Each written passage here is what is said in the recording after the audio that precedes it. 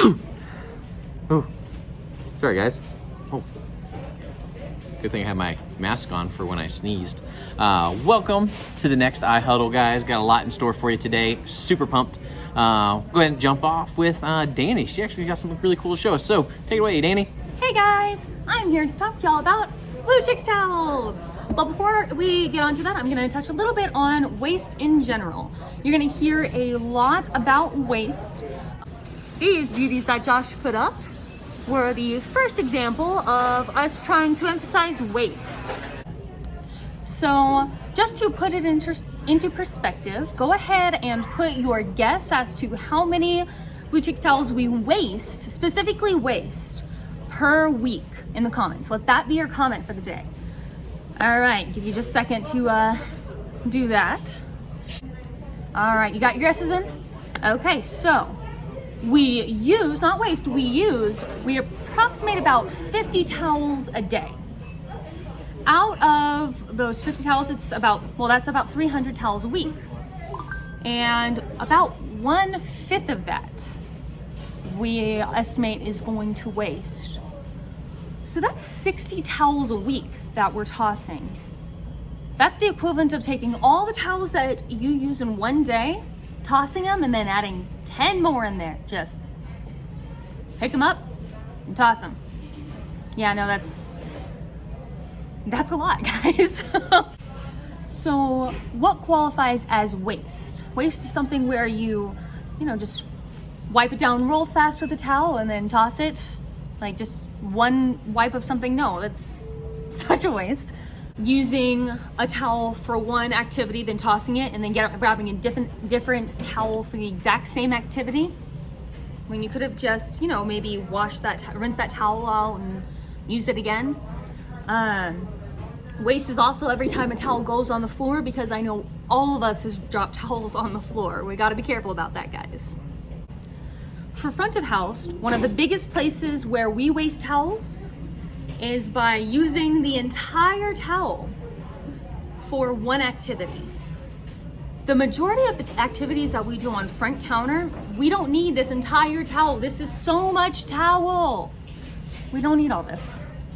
Plenty of you guys do know to cut towels in half, but a lot of you don't necessarily know the best way to. So a lot of people automatically will cut the towel in half like this.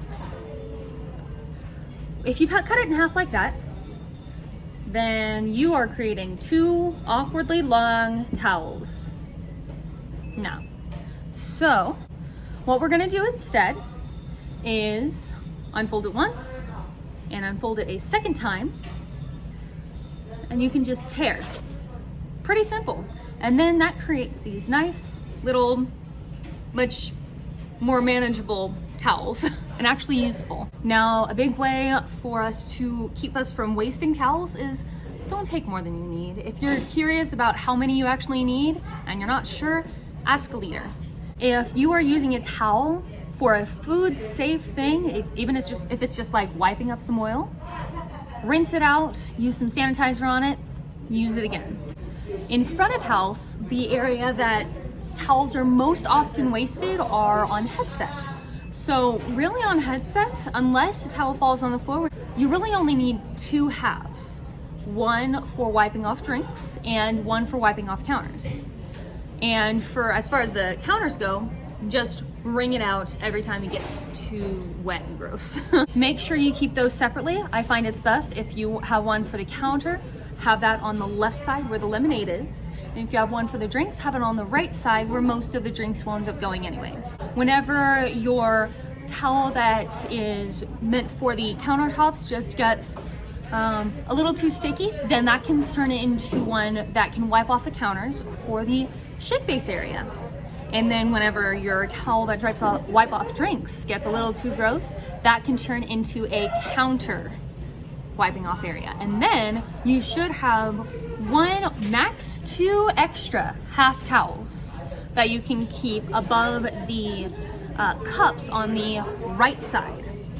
For back of house, if you have a towel that you use for wiping your hands or wiping off nugget boxes and that starts to get too gross and isn't working very well, that can turn into a towel for wiping off the counters. If you're wiping off ice cream from a milkshake, please don't use these. Please use the paper towels on the wall, because it's a lot more difficult to use these once it has ice cream on them. So the next thing I want to talk about, guys, is outside IPOS, and just something we've been noticing that has been frustrating customers. In fact, I'm trying to think of the best way to show it. Ooh, all right, let's go on a field trip.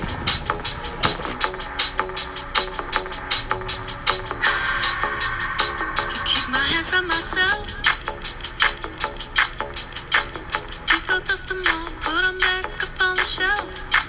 Kiss my little baby girl is in need. Am I coming out of left?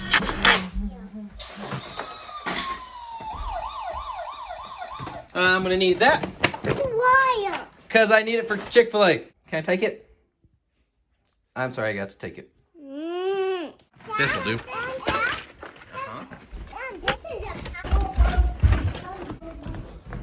All right, I think we got what we need. We'll see. Ooh, you want to see the dog? Hey, Cassie.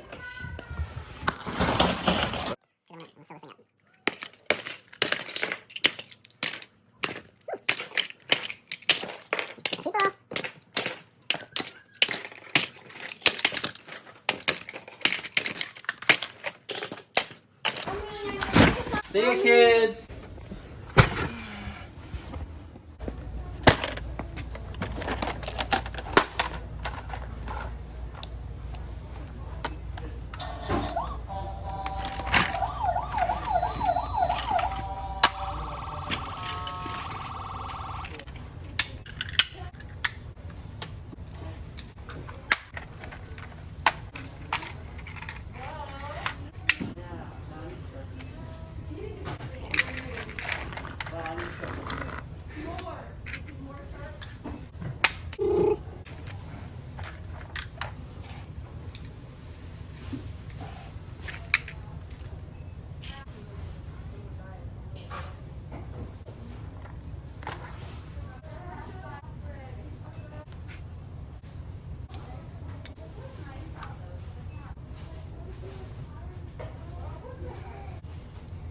So here's what we're gonna explain today.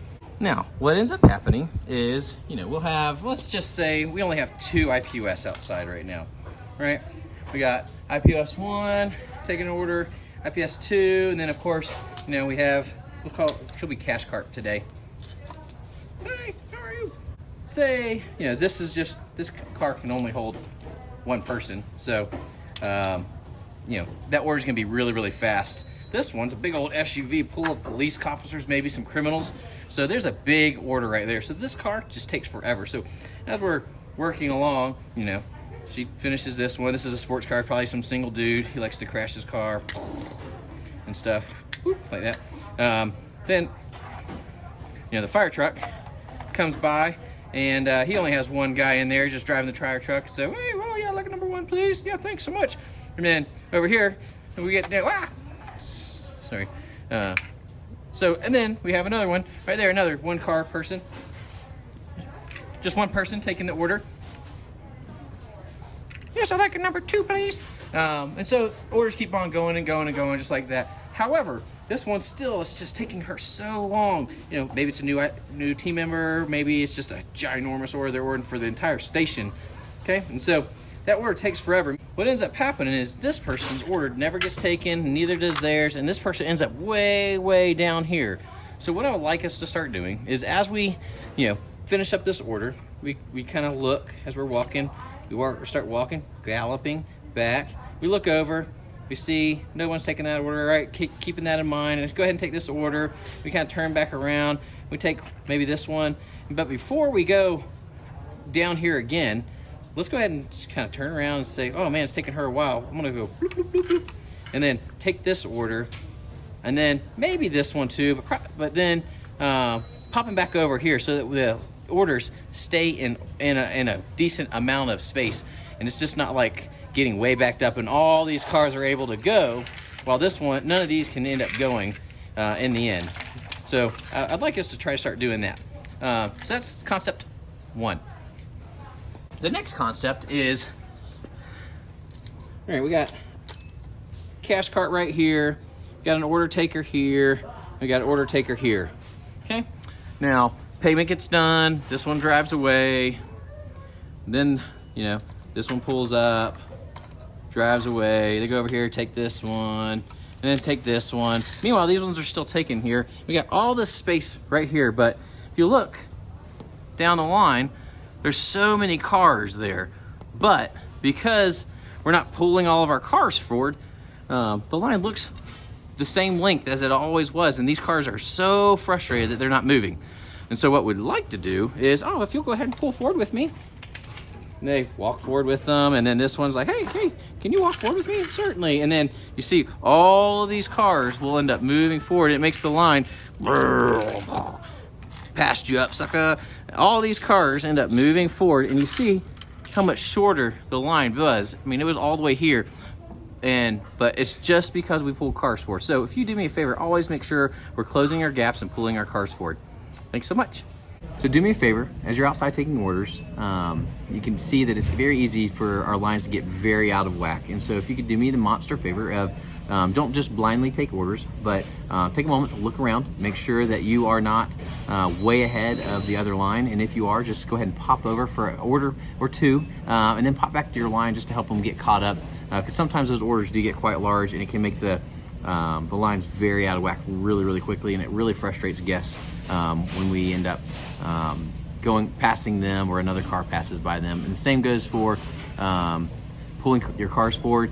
You know, in the example, it only showed us both of them not pulling forward, but when only one gets pulled forward, it makes one line look super far, and then all the customers that think that they're next to a certain car and they all pull forward all of a sudden, it makes them really angry. So if you could do that for me, that would be awesome.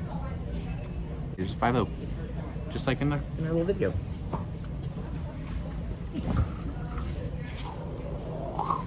But welcome to Chick-fil-A. Will you be scanning your app today?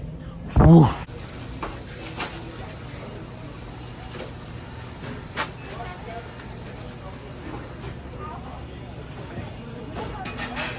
What the heck are all these Chix towels in here for? Who did this?